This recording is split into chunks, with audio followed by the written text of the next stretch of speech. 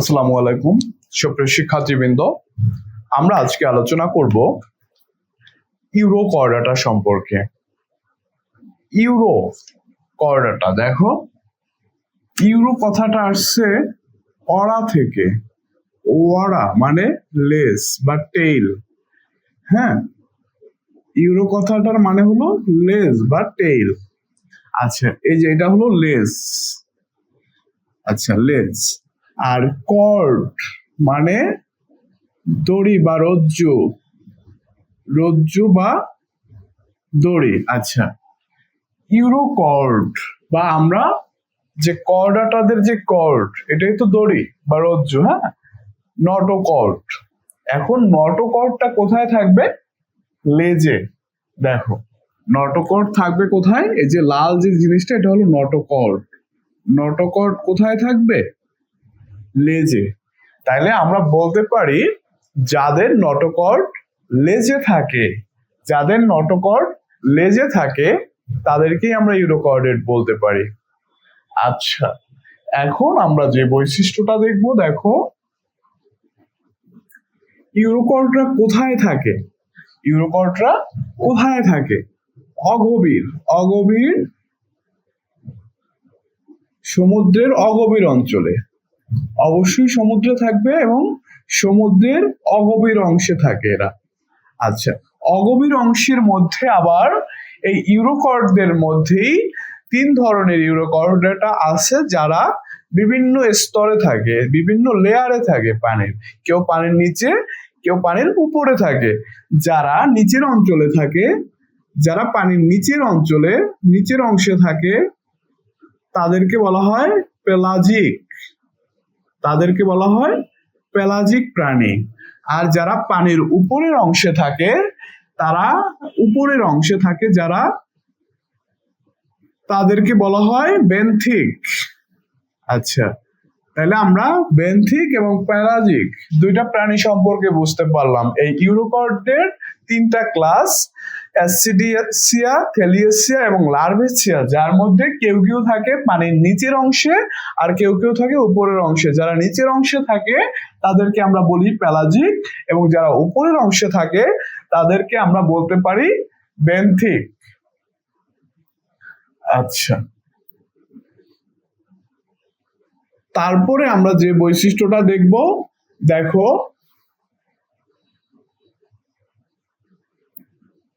আচ্ছা, যে বৈশিষ্ট্যটা দেখবো এখন, এরা কিভাবে খাবার খায়। এরা কিভাবে খাবার খায়, যে প্রক্রিয়ায় এরা খাবার খায়, দেখো এরা কি করে, পানির ভিতরে এরা ছাকে, খাবারগুলোকে ছাকার ফলে ছাকা ছাকা ক্ষুদ্র ক্ষুদ্র জিনিসগুলাকে দেহের মধ্যে নিয়ে আসে।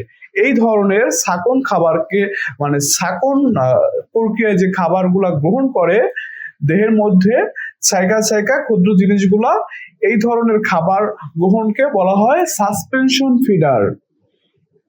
সাসপেনশন ফিডার, সাসপেনশন ফিডার বলা হয়। আচ্ছা, আর এদের দেহে এক ধরনের পদার্থ থাকে, যেই জিনিসটা ক্যান্সারের চিকিৎসায় ব্যবহৃত হচ্ছে বর্তমান সময়ে। জিনিসটার নাম হলো ডাইডেমনিন।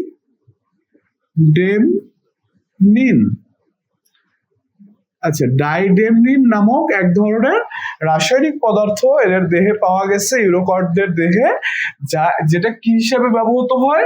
ক্যান্সারের চিকিৎসায় ব্যবহৃত হয়। ক্যান্সারের চিকিৎসায় ডাইডেমনিন ব্যবহৃত হয়। আচ্ছা,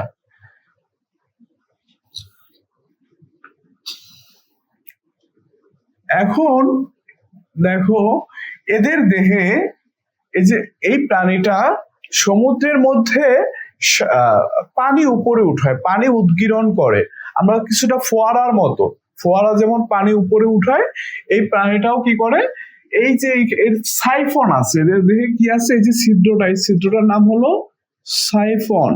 এই সাইফন দিয়া ও কি করে, পানি সজোরে উপরে উঠায়। তো এই যে সজোরে পানি উঠায় এই প্রাণীটা, আচ্ছা, এই সজোরে পানি উঠায় সাইফনের দ্বারা, এই কারণে এদেরকে বলা হয় সাগর ফোয়ারা। সাগর ফোয়ারা বলা হয়। সাগর ফোয়ারা কেন বলা হয়?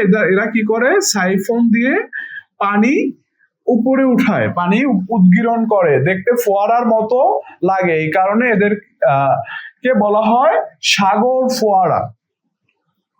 আচ্ছা, এখন আমরা একটা জিনিস পড়বো, দেখো এদের আবরণটা, টিউনিসিন।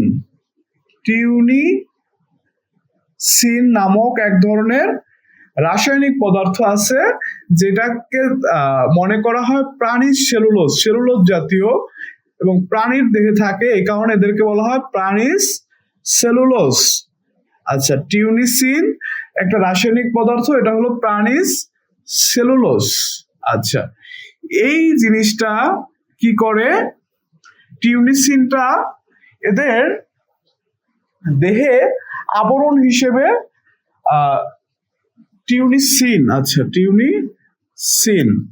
টিউনিসিন নামক প্রাণীর সেলুলোজ এদের দেহে আবরণ হিসেবে থাকে, আর এদের দেহের আবরণটাকে বলা হয় টিউনিক আবরণ। আবরণটার নাম কি? টিউনিক আবরণ। যে আবরণে কোন রাসায়নিক পদার্থ থাকে? টিউনিসিন নামক রাসায়নিক পদার্থ থাকে, তাদের এই আবরণকে বলা হয় টিউনিক আবরণ। আচ্ছা, টিউনিক বা টেস্ট, আবরণটার নাম টিউনিক বা টেস্ট। এখন যে প্রাণীর দেহে এই টিউনিক আবরণ থাকে, যেমন ইউরোকর্ডেটের সবার যদি থাকে, যার থাকে, ইউরোকর্ডেটদের এই আবরণ থাকে, এই কারণে ইউরোকর্ডেটদের বলা হয় টিউনিকেট প্রাণী। ইউরোকর্ডেটদের কি নামে ডাকা হয়? টিউনিকেট নামে ডাকা হয়। আর একটা আমরা বললাম যে সাগর ফোয়ারা নামে ডাকা হয় আর একটা। আচ্ছা, এখন আমরা যে বৈশিষ্ট্যটা দেখবো, দেখো রূপান্তর। এই যে লার্ভাটা থেকে, এটা একটা লার্ভা দশা, এই লার্ভা দশা থেকে কিভাবে পূর্ণাঙ্গ প্রাণীটা হলো, পূর্ণাঙ্গ প্রাণীটা কিভাবে তৈরি হয়, এই প্রক্রিয়াটা, রূপান্তরটা একটু দেখবো। রূপান্তর, আচ্ছা, রূপান্তর হলো লার্ভা থেকে কিভাবে পূর্ণাঙ্গ প্রাণীতে রূপ নেয়। আচ্ছা, আমরা এখানে দেখলাম যে এই জিনিসটা হলো নার্ভ কর্ড বা স্নায়ুরজ্জু। আচ্ছা, এই স্নায়ুরজ্জু আর এই প্রাণীতে নেই, তো পূর্ণাঙ্গ প্রাণীতে স্নায়ুরজ্জু থাকে না, কি হয়ে যায়, রিজার্ভ হয়ে যায়, মানে শোষিত হয়, এই দেহে শোষিত হয়। আচ্ছা, সরি, আচ্ছা হ্যাঁ, থাকে না, কিন্তু কি হয় দেখো, নার্ভ কর্ডটা পড়ে গ্যাংলিয়নে পরিণত হয়, গ্যাংলিয়ন। আচ্ছা, তাইলে এই নার্ভ কর্ডটা কিসে পরিণত হয়েছে, দেখো এত বড় একটা নার্ভ কর্ড একটা ছোট গ্যাংলিয়নে পরিণত হয়েছে, কিন্তু এই যে নটোকর্ডটা দেখো, এই পূর্ণাঙ্গ প্রাণীতে কোনো নটোকর্ডের কোনো চিহ্ন নাই, এবং লেজও কিন্তু এই পূর্ণাঙ্গ প্রাণীতে থাকে না। আমরা এখান থেকে বুঝতে পারি, দেখো এর লেজ আছে, লেজ থাকলে কি এ সাঁতার কাটতে পারে, কিন্তু এর লেজ নাই, তার মানে কি এ একটা নিশ্চল প্রাণী, এ কোনো কিছুর সাথে আটকে নিশ্চল জীবনযাপন করে। আচ্ছা, এই যে দেখো, এখন লার্ভা দশায় আমরা দেখতেছি উন্নত বৈশিষ্ট্যগুলো এদের, দেখো নটোকর্ড আছে, নার্ভ কর্ড আছে, এগুলো তো উন্নত বৈশিষ্ট্য, কিন্তু পূর্ণাঙ্গ প্রাণীতে নটোকর্ডও নাই, নার্ভ কর্ডও নাই, আছে কি শুধু গ্যাংলিয়ন। তো এই উন্নত বৈশিষ্ট্য হারায়া এটা কি হলো, অনুন্নত বৈশিষ্ট্যের দিকে চলে আসছে। এখন এই ধরনের রূপান্তরকে আমরা বলতে পারি প্রতীপ রূপান্তর বা রিট্রোগ্রেসিভ মেটামরফোসিস। তাইলে রিট্রোগ্রেসিভ মেটামরফোসিসটা কি, উন্নত বৈশিষ্ট্য হারায়া যখন অনুন্নত বৈশিষ্ট্যের দিকে যায়, তখন এটাকে বলা হয় প্রতীপ রূপান্তর বা রিট্রোগ্রেসিভ মেটামরফোসিস। এখন দেখো, এটা রক্ত সংবহন তন্ত্র একটু দেখবো, রক্ত সংবহন তন্ত্র। আচ্ছা, রক্ত সংবহন তন্ত্র হলো মুক্ত ধরনের।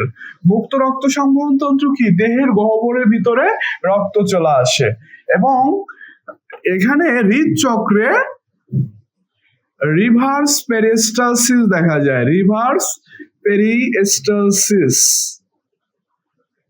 রিভার্স পেরিস্টালসিস জিনিসটা আমরা একটু দেখবো এখন। দেখো রিভার্স মানে কি, উল্টা। পেরিস্টালসিস মানে আমরা কি জানি যে নাড়াচাড়া। এখন হৃদচক্রে প্রতিবার যখন রক্তটা যায় উল্টা ভাবে প্রবাহিত হয়, প্রতিবার রক্ত যাওয়ার সময় উল্টো দিকে যায়, এই ধরনের চক্রকেই বলা হয় রিভার্স পেরিস্টালসিস। আচ্ছা এই দেখো এখন এটার যে লার্ভাটা, এখন লার্ভাটার লেজ আছে, এই লেজ আছে, কাদের লেজ থাকে, ব্যাঙের লেজ থাকে তাই না, ব্যাঙাচির মতো দেখায় না এই জিনিসটাকে। আচ্ছা এই কারণে যেহেতু ব্যাঙাচির মতো দেখায়, এই কারণে এইটাকে, এই লার্ভাকে নাম দেওয়া হয়েছে ট্যাডপোল লার্ভা। ট্যাডপোল লার্ভা, যেহেতু ব্যাঙাচির মতো দেখায় এই লার্ভাটা, এই লার্ভার নাম ট্যাডপোল লার্ভা। ও ইউরোকর্ডাটার ক্লাসিফিকেশন। আচ্ছা ইউরোকর্ডাটাকে 3টা ক্লাসে ভাগ করা যায়, এসসি, ডিএসসিয়া, থ্যালিয়াসিয়া এবং লার্ভেসিয়া। SC ডেসিয়া, SC ডিএসিয়া। আচ্ছা এসসি ডিএসিয়াই আসলে সাগর ফোয়ারা, এরাই কি করে পানি উদ্গীরণ করে।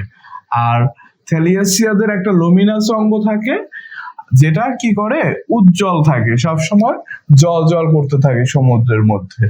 আচ্ছা আর লার্ভেসিয়া। এখন 3টার মধ্যে আমরা যদি পার্থক্য করি, আসলে পরীক্ষায় পার্থক্যটাই আসে।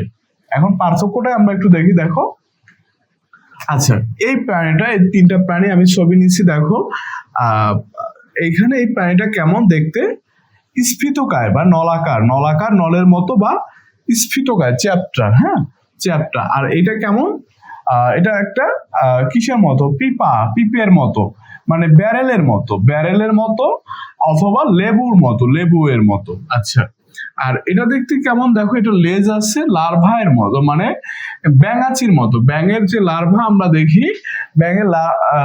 ব্যাঙাচির মতো এই লার্ভেসিয়াটা। নাম থেকেই আমরা বুঝতে পারছি যে এটা একটা লার্ভা। লার্ভার অবশ্যই কি থাকবে, আমরা জানি যে লেজ থাকবে। আচ্ছা প্রথমে একটা পার্থক্য আমরা করলাম, তারপরে দেখো আবরণ, এই জিনিসটা দেখেই বোঝা যাচ্ছে যে এর আবরণটা একটু পুরু হবে এবং অতটা স্বচ্ছ হবে না। আচ্ছা এটার আবরণটা পাতলা এবং স্বচ্ছ, আর এটার আবরণটা সাময়িক সময়ের জন্য থাকে এবং জিলেটিনের মতো পাতলা, এমন থাকে। আচ্ছা পরে দেখি, দেখো এই প্রাণীটার চিত্র দেখলে আমরা দেখবো কোনো লেজ নাই, এটারও কোনো লেজ নাই, কিন্তু এটার কি আছে, লেজ আছে। তাহলে এটা একটা পার্থক্য যে ডিএসিয়ার লেজ আছে, থ্যালিয়াসিয়ার লেজ আচ্ছা লেজ নাই, থ্যালিয়াসিয়ার লেজ নাই এবং লার্ভেসিয়ার লেজ আছে। আচ্ছা পরে সাইফন, দেখো সাইফন থাকে কিনা, সাইফন থাকে কিনা, এই যে সাইফন থাকে, এটা কোনো সাইফন নাই। আর লার্ভেসিয়া তো সাইফন আসার প্রশ্নই নাই, কারণ এটা একটা লার্ভা টাইপের, হ্যাঁ। আচ্ছা তাইলে সাইফন থাকে, সাইফন থাকে না, সাইফন থাকে না। আচ্ছা তারপরে দেখো গলবিলে অসংখ্য, এটার ফুলকা ছিদ্র থাকে, অসংখ্য থাকে। এখানে গলবিলে বড় ছিদ্র থাকলে থাকে 2টা এবং ছোট ছিদ্র অসংখ্য থাকতে পারে। আচ্ছা ক্ষুদ্র ক্ষুদ্র ছিদ্র, আর এখানে ফুলকা ছিদ্র থাকে 1 জোড়া। এখন আমরা একটু চিত্রগুলোর নামগুলো একটু দেখি। দেখো এটা হলো হার্ডম্যানিয়া, এই চিত্রটা হলো হার্ডম্যানিয়া। অ্যাসিডিসিয়ার উদাহরণ হলো হার্ডম্যানিয়া এবং আচ্ছা অ্যাসিডিয়াও একটা প্রাণী আছে এদের।